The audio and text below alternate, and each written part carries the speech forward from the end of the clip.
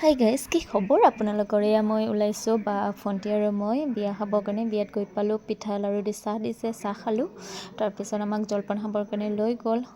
সঁচাকৈ বিয়াখনত বহু বছৰৰ মূৰত গৈছোঁ ইয়াত, আৰু তাত আমাক মোৰ প্ৰিয় বস্তু মানে চিৰা দৈ দিলে আৰু আমি খালোঁ।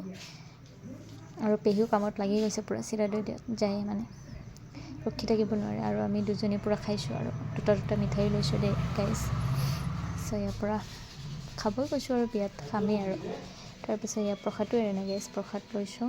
পেহীৰ বহুত ভাল পায় মানে, আৰু ভাবিলোঁ কইনাজনীও আপোনালোকক দেখাই দিওঁ। চ' কইনাজনীও মই দেখাই দিলোঁ।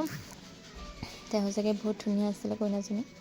চ' তাৰপিছত আমাক ভাত খাব লৈ গ'ল, ভাত খালোঁ। আৰু আপোনালোকেতো জানে মাছ মাংস একো নিদিয়ে আমাৰ বিয়াত এইবিলাকে দিয়ে, মানে নিৰামিষ দিয়ে। আৰু তাৰপিছত আমি খাই মেলি পূৰা তামোল মুখত সোমাই দিলোঁ, একো এৰা নাই বাছ।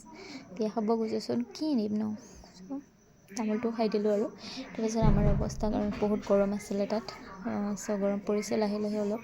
আমি এনেকৈ খাই লৈ কিনে বাহিৰত কেনেকৈ বহিছোঁ চাওকচোন। তাৰপিছত আমি ঘৰত আহিব ওলালোঁ। তাৰপিছত টেম্পুৰ উঠাৰ ৰিয়েক্টটো আপোনালোকে চাব, মোৰ ৰিয়েক্ট কেনেকুৱা আছিলে। ৰাস্তাটো অলপ বেয়া আছিলে, তাৰ কাৰণে টেম্পুতটো জানেই আপোনালোকে ইমান মানে ঠেকচা। তাৰপিছত ঘৰ আহি পালোঁ, ভাইটিয়ে ধুনীয়াকৈ চিকেন পকৰা লৈ আহিছে, আৰু এইটো খাই কিনে বাই ভালে থাকক, কুশলে থাকক।